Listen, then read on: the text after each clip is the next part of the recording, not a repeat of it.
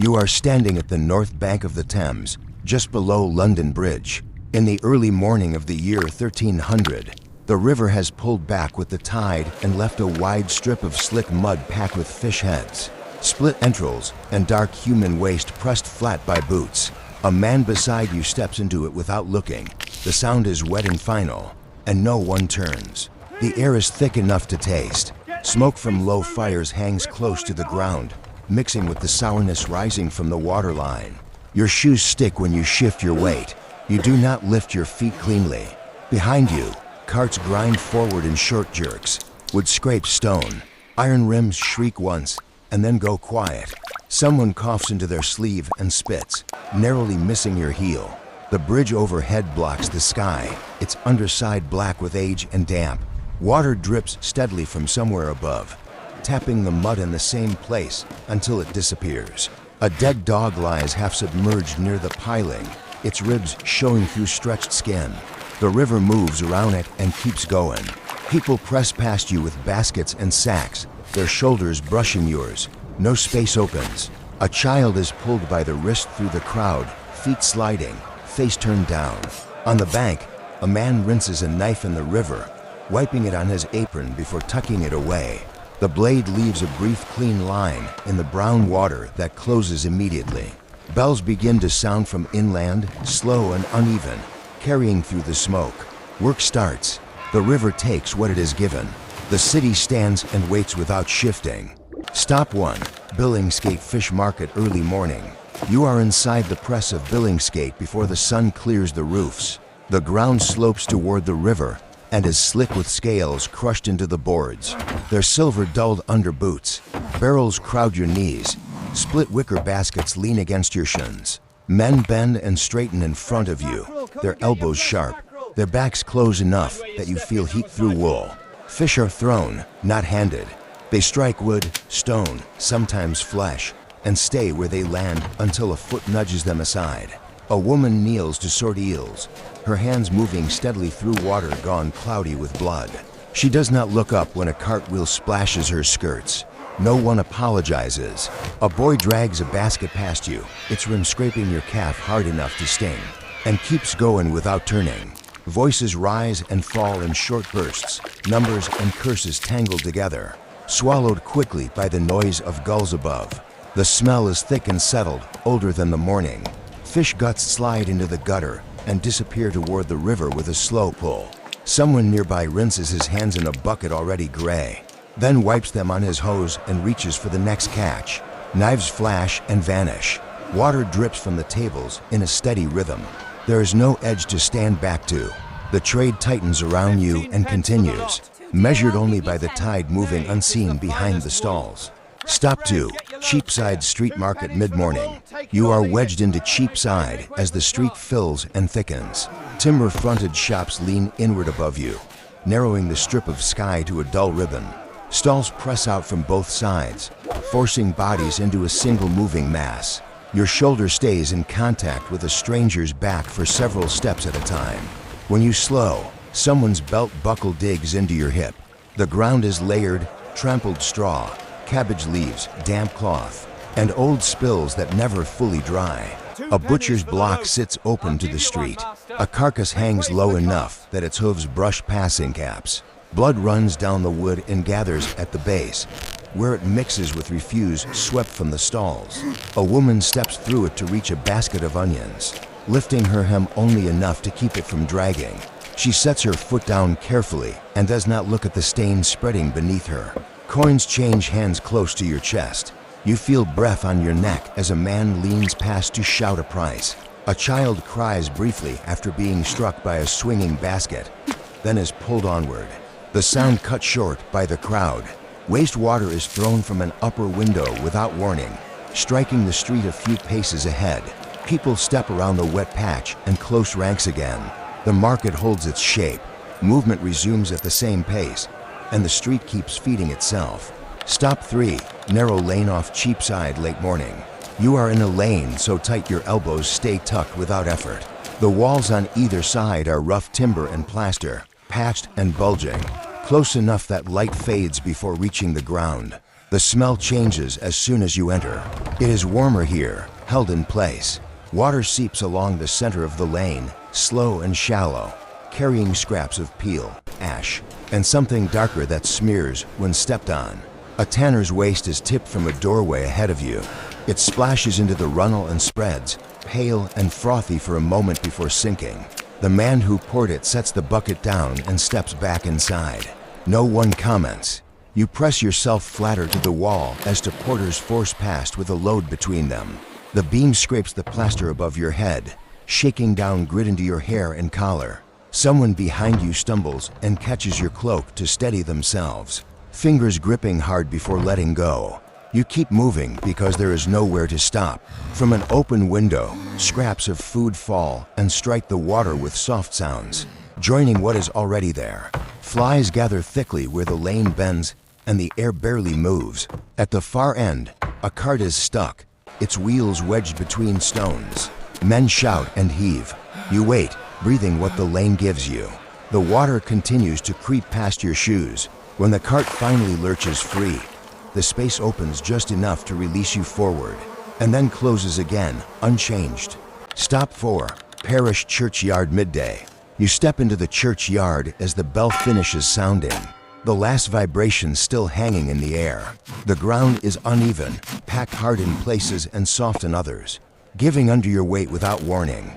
Low stones lean at odd angles, their markings shallow from years of hands and weather. People cross the yard without slowing, cutting between graves to shorten the path. A woman pause is only long enough to lift her skirt and squat near the wall, turning her face away from the path. She rises and smooths the cloth, leaving the ground darker. A shallow pit stands open near the porch.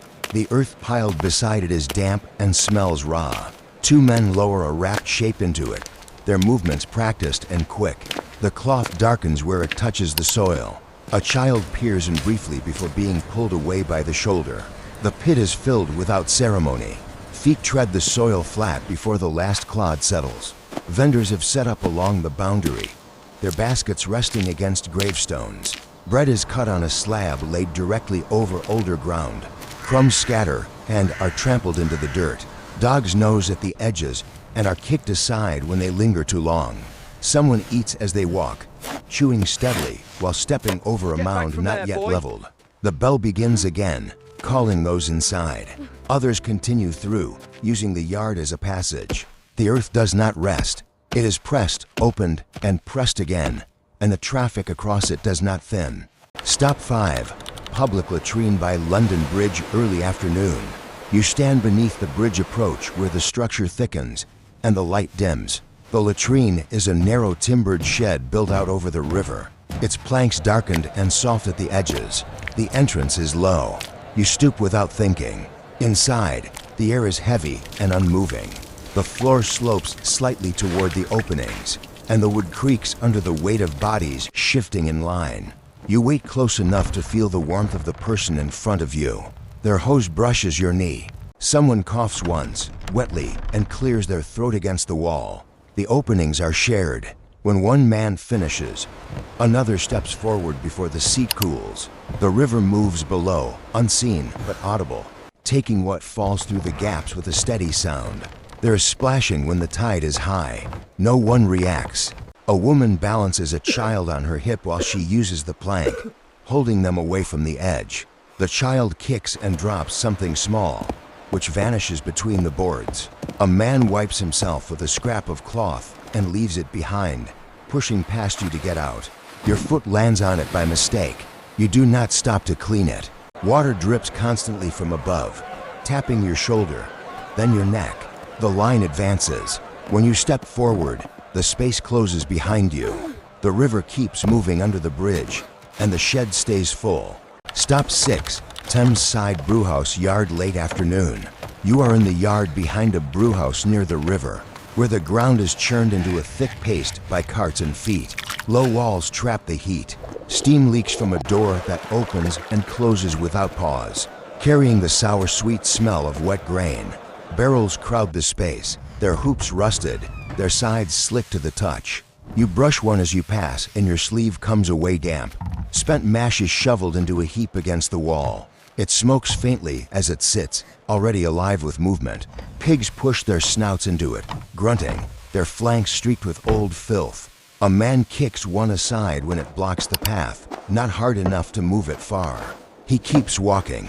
Water used for cooling runs across the yard in shallow channels, darkened by whatever it collects, and pools where the stones have sunk. A cooper works nearby, his hammer ringing out in short bursts. Each strike sends a dull echo into your chest. He spits between blows, adding to a spot already blackened and wet. Someone rinses a cup in the runoff and drinks without stepping aside. The river is only a few paces away, hidden by buildings, but its pull is felt in the slow draw of water toward the edge. As the light lowers, the yard does not empty. Fires are fed, barrels are rolled. The smell settles deeper, and work continues at the same measured pace. Stop 7, timber tenement interior evening. You climb a narrow stair inside a timber house near the river. The steps worn into shallow bowls that catch dirt and damp. The ceiling drops low enough that your head tilts forward without thought. Smoke from the hearth above settles in the stairwell, trapped, stinging the eyes. The walls sweat where warm air meets cold wood. You pass a landing where a door stands open, revealing a single room crowded with bodies and things. Inside, a fire burns low in the center, its light uneven. A pot hangs over it, crusted along the rim. The contents stirred occasionally with a stick pulled from the floor. People sit shoulder to shoulder on benches and chests, their backs touching. Someone sleeps upright, mouth open, breath loud and wet. Lice are picked from a sleeve and crushed between fingernails, dropped into the rushes without comment. A chamber pot is set against the wall, already used.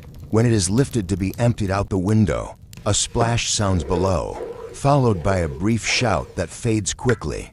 No one inside pauses. A child crawls through the legs of the adults, hands black with soot, and is pulled back by the ankle before reaching the fire. The room grows darker as the fire settles. Conversation thins into coughs and shifting bodies. There is no closing of space, only a lowering of light. The house holds everyone it can, and the night presses in without changing its shape. The sounds of the city flatten as the light goes. Footsteps thin into isolated scuffs on stone. Somewhere a bell marks the hour, its echo shorter now, absorbed by walls and damp air. Smoke loosens from the streets and drifts lower, settling where it has settled every night. In the rooms above you, breathing finds a shared rhythm, broken by coughs that do not wake anyone. The river continues to move onto the bridge, its surface unseen, its pull constant. Darkness does not empty the city, it compacts it. Fires are banked but not out. Water still runs in narrow lines toward the Thames, carrying what was dropped during the day. Rats move where people no longer do, their sounds brief and close to the ground. Somewhere wood shifts as a beam cools. A door opens and closes. Then nothing calls attention to itself. Before long, the bells will sound again, faint at first, then clear. The same pots will be used. The same spaces will be filled. What sinks will sink. What stands will stand.